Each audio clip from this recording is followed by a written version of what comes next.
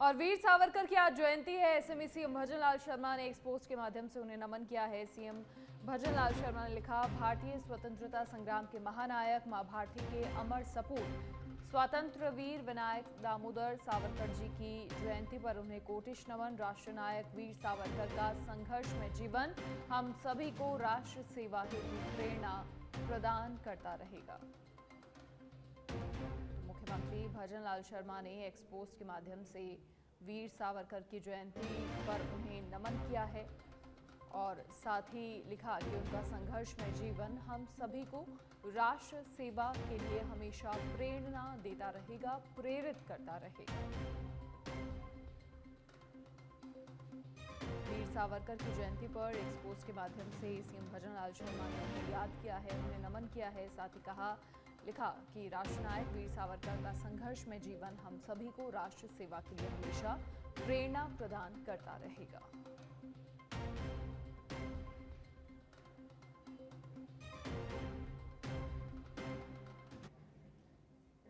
और आज जारी होगा 10वीं बोर्ड परीक्षा का रिजल्ट। शिक्षा मंत्री मदन दिलावर वीडियो कॉन्फ्रेंसिंग के माध्यम से घोषणा करेंगे। शाम 4 बजे कोटा कलेक्टर कार्यालय से वीसी के जरिए जुड़ेंगे शिक्षा मंत्री मदन दिलावर वीडियो कॉन्फ्रेंसिंग के माध्यम से घोषणा करेंगे। शाम 4 बजे कोटा कलेक्टर कार्यालय से वीसी के माध्यम से जुड़ेंगे शिक्षा मंत्री और 10वीं बोर्ड का रिजल्ट जारी किया जाएगा।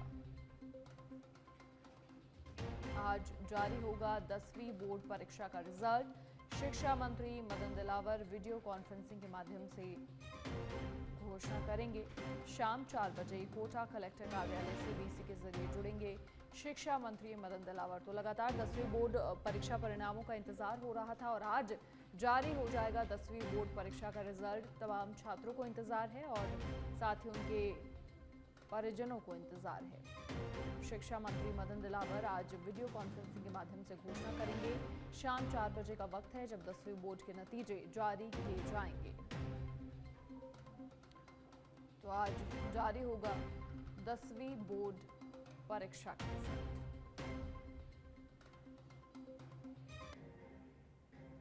और इसी बीच जयपुर से बड़ी खबर, सहकारिता मंत्री के न्यायालय में 2 जून से 29 जून तक सुनवाई स्थगित रहेगी। अपील निगरानी के प्रकरणों की सुनवाई स्थगित रहेगी। सहकारिता विभाग के सहायक शासन सचिव जीएस चतुर्वेदी की ओर से आदेश जारी किया गया है। ये बड़ी जानकारी, बड़ी खबर। सहकारिता मंत्री के न्यायालय में 2 जून से 29 जून तक सुनवाई स्थगित रहेगी। अपील निगरानी के प्रकरणों की सुनवाई स्थगित रहेगी।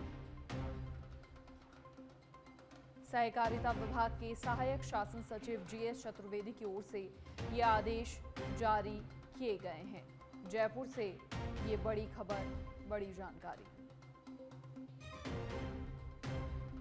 सहकारिता मंत्री के न्यायालय में 2 जून से 29 जून तक के लिए सुनवाई स्थगित रहने वाली है। अपील और निगरानी के प्रकरणों की सुनवाई स्थगित रहेगी।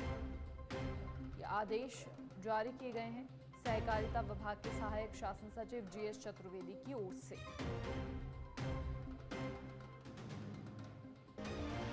अपील और निगरानी के प्रकरणों में सुनवाई स्थगित रहेगी। सहकारिता मंत्री के न्यायालय में 2 जून से 29 जून तक सुनवाई स्थगित।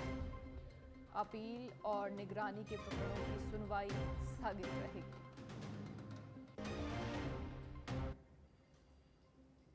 और आज टोंक के मालपुरा और भीलवाड़ा दौरे पर रहेंगे नेता प्रतिपक्ष टीकाराम जूली। टोंक के मालपुरा में आयोजित संविधान बचाओ रैली को संबोधित करेंगे। 11:15 बजे मालपुरा में होगी कांग्रेस की संविधान बचाओ रैली। भीलवाड़ा में बूंदी विधायक हरिमोहन शर्मा की सुपौत्री के विवाह समारोह में शामिल होंगे। रात 9 बजे जयपुर लौटने का कार्यक्रम है। 11:15 बजे मालपुरा में होगी कांग्रेस की संविधान बचाओ रैली। भीलवाड़ा में बूंदी विधायक हरिमोहन शर्मा की सुपौत्री के विवाह समारोह में शामिल होंगे। रात 9 बजे उनका जयपुर लौटने का कार्यक्रम है।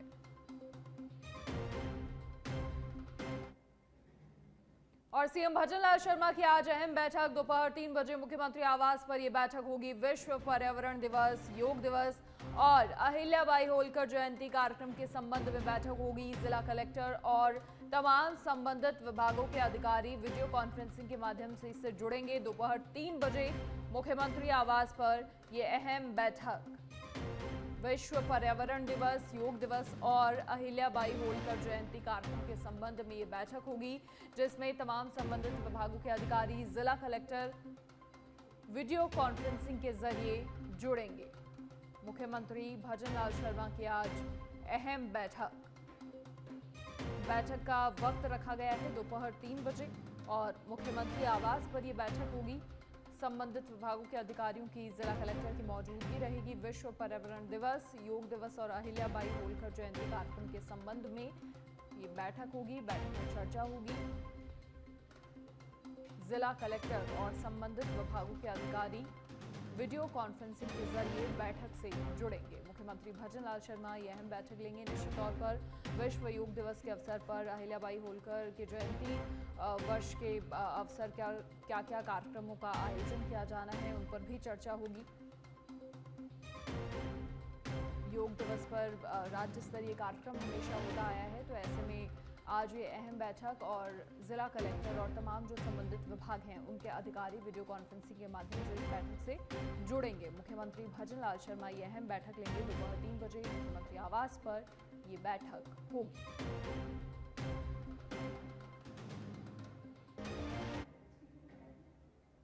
मुख्यमंत्री अवधि पार ब्याज राहत योजना के क्रियान्वयन की समीक्षा बैठक। प्रमुख शासन सचिव सहकारिता मंजू राजपाल ने बैठक ली। कहा, धीमी प्रगति वाले पीएलडीबी वसूली में सुधार के विशेष प्रयास किए जाने चाहिए। सरपंच के माध्यम से पात्र ऋणी सदस्यों को प्रोत्साहित किया जाएगा।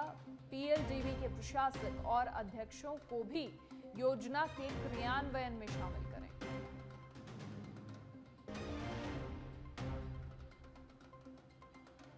सरपंच के माध्यम से पात्र ऋणी सदस्यों को प्रोत्साहित किया जाएगा और साथ ही पीएलडीबी के प्रशासक और अध्यक्षों को भी योजना के क्रियान्वयन में शामिल करने के आदेश दिए गए हैं। मुख्यमंत्री अवधि पार ब्याज राहत योजना के क्रियान्वयन की समीक्षा बैठक और बैठक में प्रमुख शासन सचिव सहकारिता मंजू राजपाल ने आदेश दिए हैं। उन्होंने बैठक ली। कहा कि धीमी प्रगति वाले पीएलडीबी वसूली में सुधार के विशेष प्रयास करें। सरपंच के माध्यम से पात्र ऋणी सदस्यों को भी प्रोत्साहित किया जाएगा।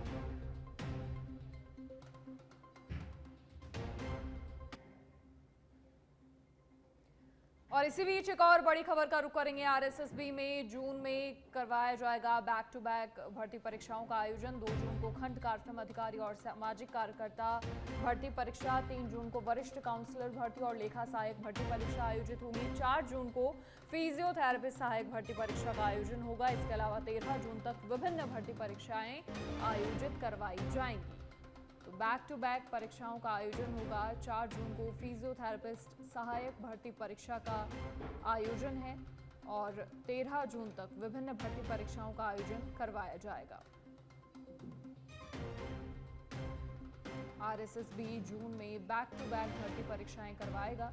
अलग अलग शेड्यूल भर्ती परीक्षाओं का जारी हुआ है। 2 जून को खंड कार्यक्रम अधिकारी और सामाजिक कार्यकर्ता भर्ती परीक्षा और इसके अलावा 3 जून को वरिष्ठ काउंसलर भर्ती और लेखा सहायक भर्ती परीक्षा का आयोजन। 4 जून को भी परीक्षा है। 13 जून तक परीक्षाओं का आयोजन करवाया जाएगा। झुंझुनू के नवलगढ़ में इन दिनों चोरों के हौसले बुलंद हैं। चोरों ने नवलगढ़ में सरकारी शिक्षक के सूने मकान को निशाना बनाते हुए लाखों रुपए के सामान और आभूषण की चोरी की वारदात को अंजाम दिया। पीड़िता ने बताया कि वो पिछले 4 दिन से सीकर गई थी और जब वो घर आई तो एक कमरे का ताला टूटा हुआ मिला। सूचना पर पुलिस मौके पर पहुंची और स्थिति का जायजा लिया। यहाँ से आज 4 दिन पहले है ना सर, मैडम यहाँ पे थे, जो छुट्टी हो गई थी ना, तो घर में थे। 16 तारीख छुट्टी हुई, 3 दिन यहाँ रुके। उसके बाद यहाँ इनकी तबीयत खराब हो गई तो ये सीकर चली गई। सीकर जाने के बाद में अब 4 दिन के बाद ना यहाँ से हमारे जो पड़ोसी है, जो पार्लर करते हैं, उनका नाम है संजय जी है। संजय जी ने आज 9 बजे कॉल किया कि आपके घर में लाइट जल रही है, विनोद जी आप आ गए क्या? तो उन्होंने बोला मैं तो नहीं आई। तो बोला आपके घर में कोई घुसा है। तो घुसा है तो बोले कौन घुसा है? बोले कि वो कोई कानू है कि नाम उसका, तो वो घुसा है।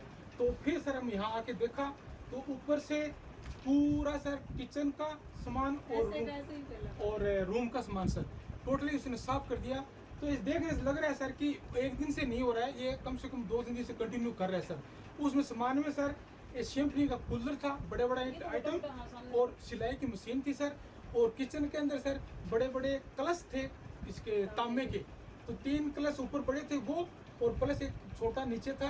और बाकी जो स्टील के और कुछ आइटम है वो काउंट नहीं किया कितना ले। खबर जोधपुर के बालीसर से है, जहां पर जैसलमेर नेशनल हाईवे पर 38 मील के पास सड़क दुर्घटना हुई, जिसमें एक स्कूटी को बचाने के चक्कर में 2 कारों की आपस में भिड़ंत हो गई, जिसमें 3 लोग गंभीर रूप से घायल हो गए। तीनों गंभीर घायलों को उपचार के लिए बालीसर अस्पताल लाया गया।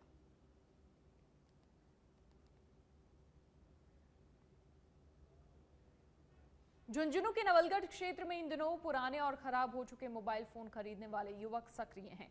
कुछ फेरी वाले फल, बर्तन या प्लास्टिक का सामान देकर बदले में पुराने मोबाइल खरीद रहे हैं। जानकारी के अनुसार ये मोबाइल बाद में साइबर ठगों के हाथों में पहुंच जाते हैं, जहां इन्हें रिपेयर कर अंदर का निजी डेटा निकाला जाता है और फिर मोबाइल के असली मालिक को ब्लैकमेल किया जाता है। ये सर हर गली में घूमते फिरते वो लड़के। ये अगर कोई छोटा मोबाइल है तो 200 रुपये और अनरोल मोबाइल है तो उसके 1000 रुपये भी देते हैं वो। मगर किसी को भी ये पता नहीं कि मोबाइल ख़राब हो गया, मगर जो डाटा वो चालू ही रहता है।